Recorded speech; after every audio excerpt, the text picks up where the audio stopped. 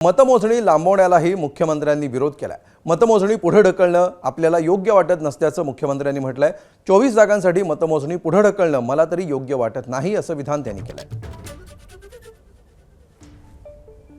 अजून मी काही निकाल वाचलेला नाही, पण तो जर खंडपीठाने दिलेला निकाल असेल तर तो सर्वांना मान्यच करावा लागेल। पण आता जवळपास गेले 25-30 वर्ष किंवा त्याहीपेक्षा जास्त मी स्थानिक स्वराज्य संस्थांच्या निवडणुका पाहतोय, पण असं पहिल्यांदा घडतंय की घोषित केलेल्या निवडणुका पुढे चाललेल्या आहेत, त्याचे निकाल पुढे चाललेले आहेत। मला असं वाटतं की एकूणच ही जी काही सगळी पद्धती आहे ही पद्धती काही फार योग्य वाटत नाही। अर्थात खंडपीठ स्वायत्त आहे, त्यांनी निकाल दिला तर तो सगळ्यांना मान्य करावा लागेल। इलेक्शन कमिशनही स्वायत्त आहे, पण यातनं जे उमेदवार आहेत, जे मेहनत करतात, इतके दिवस प्रचार करतात, त्या सगळ्यांना एक प्रकारे त्याचा भ्रमनिरास होतो आणि सिस्टीमच्या फेलियरमुळे त्यांची काही चूक नसताना त्या ठिकाणी अशा पद्धतीनं या सगळ्या गोष्टी होणं काही योग्य नाही आहे।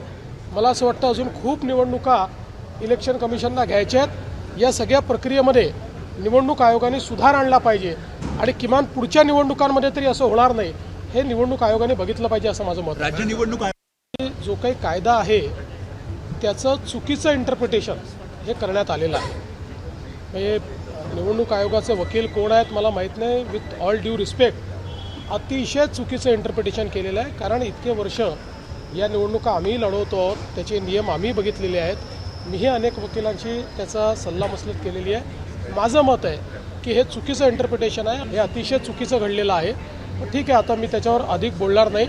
या संदर्भात माझी पर्सनल नाराजी ही मी कालही प्रगट केलेली आहे आणि ते कायद्यावर आधारित आहे। माझी काही इलेक्शन कमिशनवर नाराजी नाही आहे, माझी नाराजी कायदेशीररित्या होत नाही याच्यावर आहे। केवळ 24 ठिकाणी निवडणुका व्हायच्या आहेत म्हणून 284 पैकी सगळी मतमोजणी पुढे करणं हे मला तरी योग्य वाटत नाही, पण ठीक।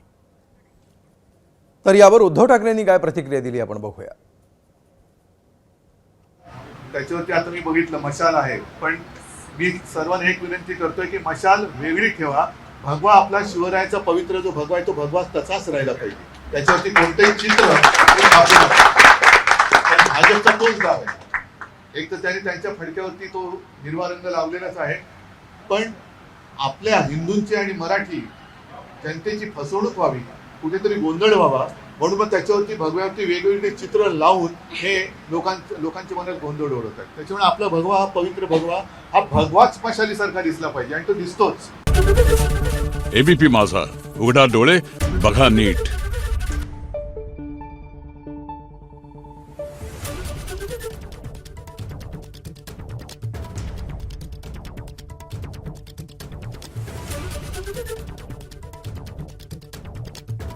Thank you.